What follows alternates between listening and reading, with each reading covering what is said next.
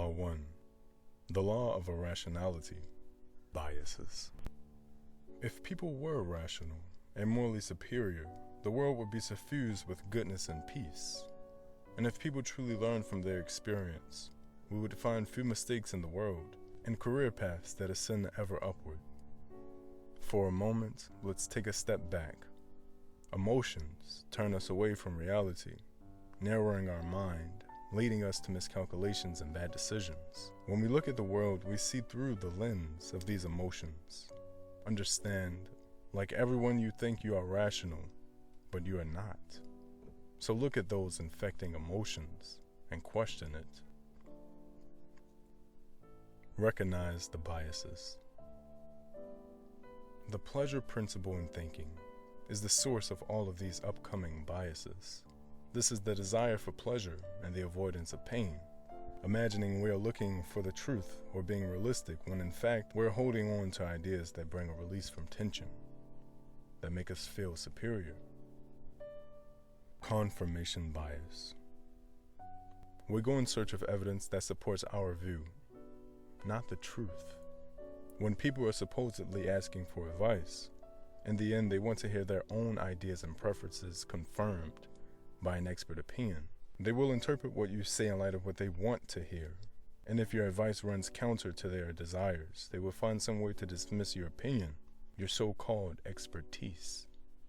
In general, you should always examine the evidence yourself in the cold light of day, with great skepticism, your first impulse being to find the evidence that disconfirms your most cherished beliefs and those of others. Conviction bias.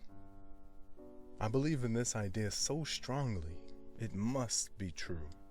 Deep inside, we might have some doubts to its truth, and so we go an extra mile to convince ourselves, loudly contradicting anyone who challenges us.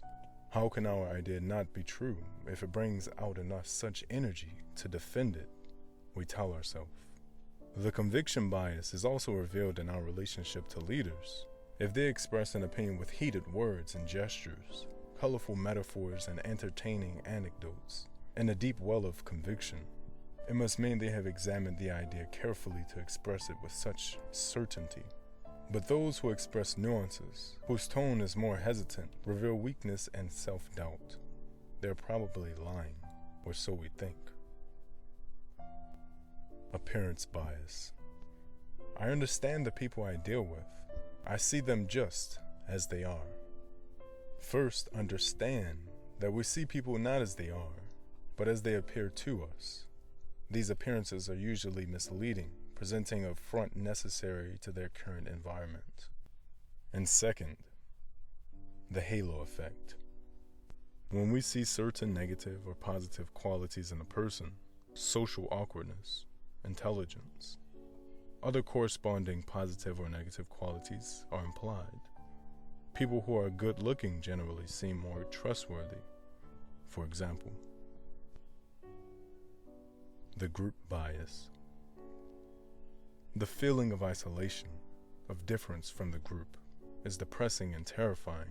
We experience tremendous relief when we find others who think the same way we do, pulled in by the pleasure principle in thinking. If someone is on the right or the left, their opinions almost always follow the same direction, telling themselves, my ideas are my own. I do not listen to the group. I am not a conformist. The blame bias. I learned from my experience and mistakes. Mistakes and failures. In truth, we do not like to look too closely at what we've done. Our natural response is to blame others, circumstances, or a momentary lapse of judgment because it's too painful. We pretend to reflect, eventually repeating the exact mistake, going through the same process until we die.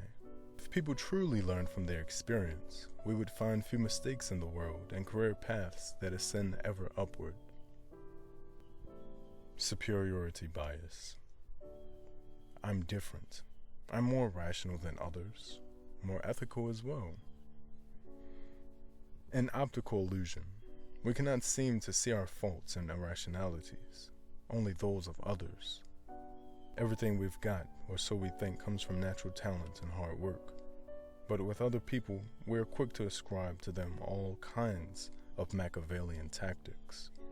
If people were rational and morally superior, the world would be suffused with goodness and peace. Step 2.